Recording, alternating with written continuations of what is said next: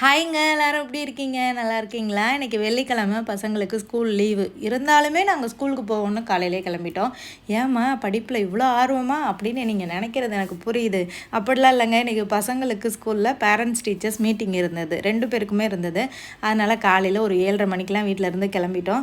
எவ்வளோ சீக்கிரமாக போகிறோமோ அவ்வளோ சீக்கிரமாக மீட்டிங்கை முடிச்சுட்டு அதுக்கப்புறம் அப்படியே மார்க்கெட் போகலான்னு பிளான் பண்ணியிருந்தோம். ஏன்னா வெள்ளிக்கிழமை எப்போவுமே மார்க்கெட் போவோம் பார்த்தீங்களா. ஸோ ஒரு 8:30க்கெலாம் மீட்டிங் முடிஞ்சிருச்சு. அப்படியே வண்டியை மார்க்கெட்டுக்கு விட்டாச்சு.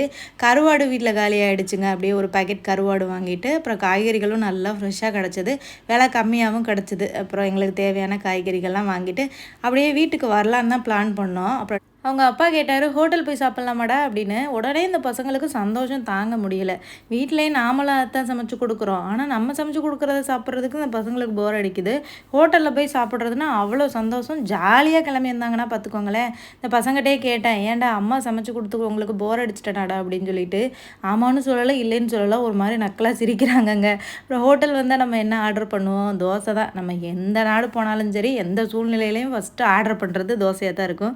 நானும் ஹஸ்பண்டும் மசால் தோசை ஆர்டர் பண்ணோம். பசங்க மட்டும் பிளேன் தோசை, அப்புறம் வடை அதெல்லாம் கிடச்சிது. ஸோ சாப்பிட்டுட்டு டீ எல்லாம் குடிச்சிட்டு வீட்டுக்கு வந்தாச்சு.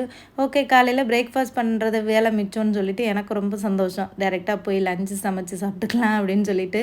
வாரத்தில் ஒரு நாள் இப்படி ஹோட்டல் போய் சாப்பிட்றது நம்ம கொஞ்சம் ரிலாக்ஸாக தாங்க இருக்குது. எனி டைமும் கிச்சன்லேயே தானே கிடக்குறோம்.